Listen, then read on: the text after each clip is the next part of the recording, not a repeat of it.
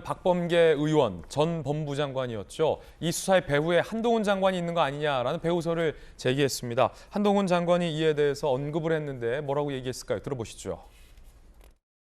박범계 의원이 라디오에 출연을 해서 정진상 지금 실장 수사 배후에 장관님이 있는 거 아니냐 이런 발언을 한 게 있는데요. 이것도 제가 배운 거예요. 국민들께 돌아가야 할 조단위 개발 이익을 뒷돈 받으면서 가로챈 범죄를 수사하는 데서 부당한 외풍을 막는 것은 법무부 장관의 임무입니다. 저는 지금 그 임무를 다하려고 하는 것이고요. 전임 장관은 그 임무를 다하지 않은 것뿐입니다. 박 의원이 한 얘기 중에 정진상 실장 구속영장 발부된 영장 사유 보면 범죄 소명에 대한 내용이 없다. 이거 문제 아니냐 이런 얘기를 또 한 게 있는데요. 그건 의도적인 거짓말이거나 법을 모르는 얘기입니다. 영장이 발부됐다는 건 당연히 범죄 소명이 됐다는 얘기고요. 그거는 형사소송법 70조를 보시면 그냥 알 수 있습니다.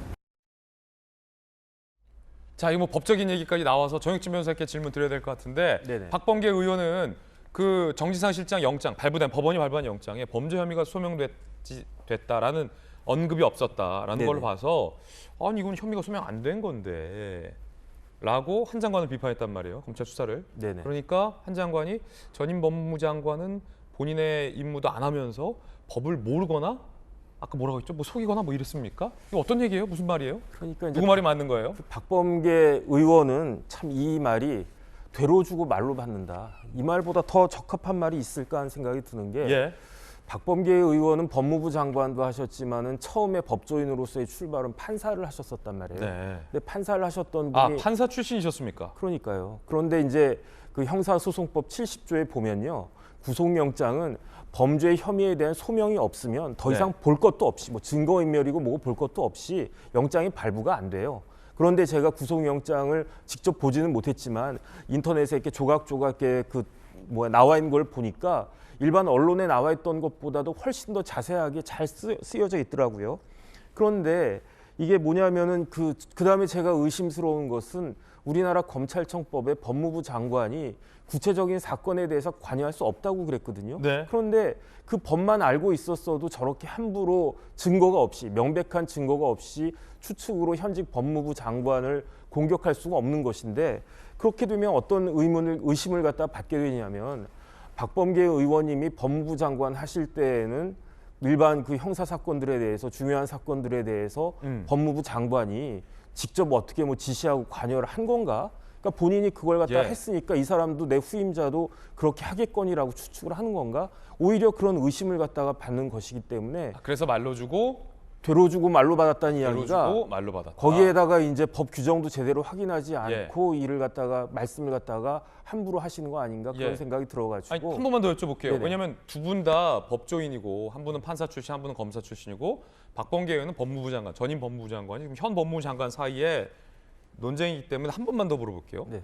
그 판사가 구속영장을 발부할 때 범죄 혐의가 충분히 소명되었으며라는 말이 안 써 있어도 범죄 혐의가 소명 안 되면 구속영장 자체가 발부가 안 되는 거다. 네네 당연하죠.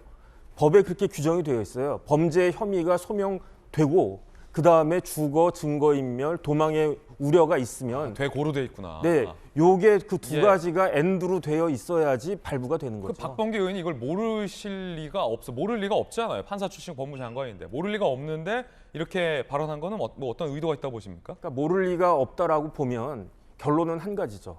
악의적이다. 저는 그렇게 생각합니다. 예, 정혁진 변호사님이 개인 견해라는 네. 말씀. 한 번만 더 물어보겠습니다. 형사소송법 70조. 네네. 예, 정말로 범죄 혐의가 소명되고 증거인멸이나 도망 우려가 있을 때에만 네. 구속영장이 발부된다. 그래서 사실은요.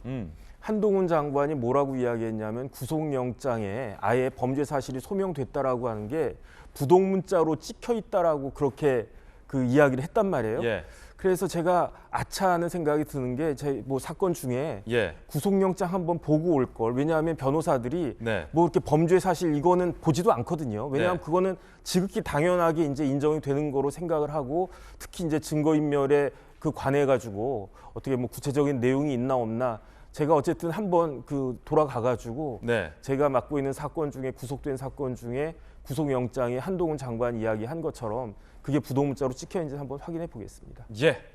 자, 3번 물어봤는데 3번 다 자동 발부다. 범죄 혐의 소명은 자동이다라고 얘기했습니다. 정치면서 의견 들어봤습니다.